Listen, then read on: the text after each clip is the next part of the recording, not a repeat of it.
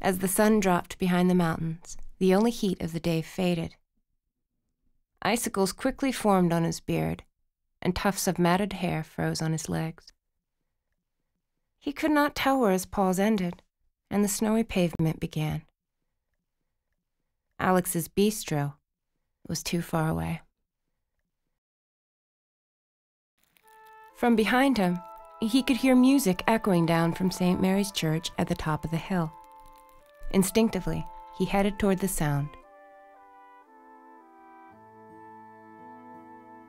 He was nearly buried under the drifting snow as he trudged.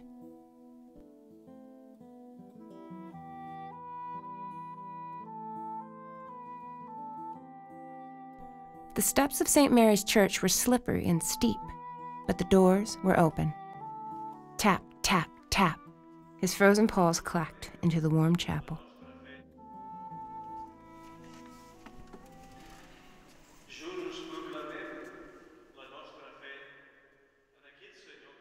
Because he was small, he could sneak under the old church pews without bumping his head.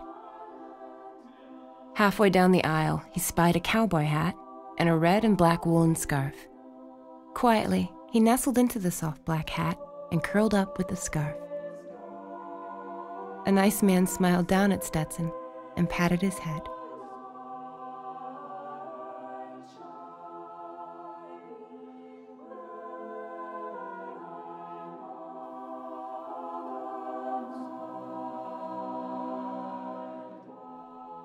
The singing drew to a close, and suddenly the room was full of mingling, shuffling people.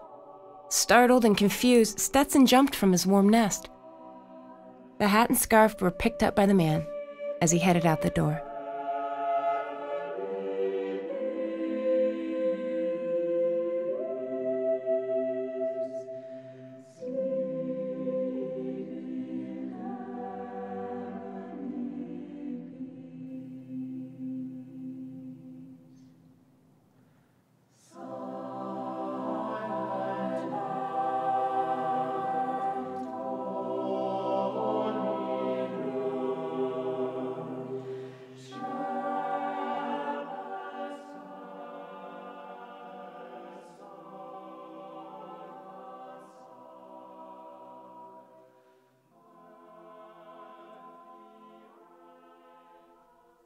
Barking eagerly, Stetson followed the man out to Park Avenue.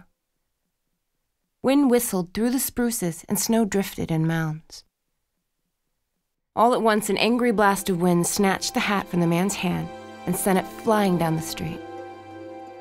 The hat circled and twirled, tumbled and whirled. Stetson chased the hat.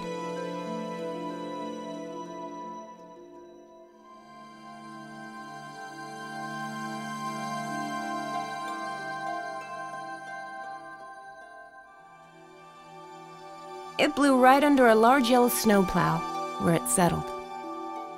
Because he was small, he could dig his way under the large machine. Powder flew in every direction.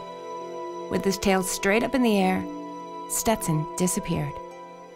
Moments later, a snow-covered Stetson emerged. Gripping the hat with his mouth, he shook it wildly. Then he proudly dropped the hat at the man's boots.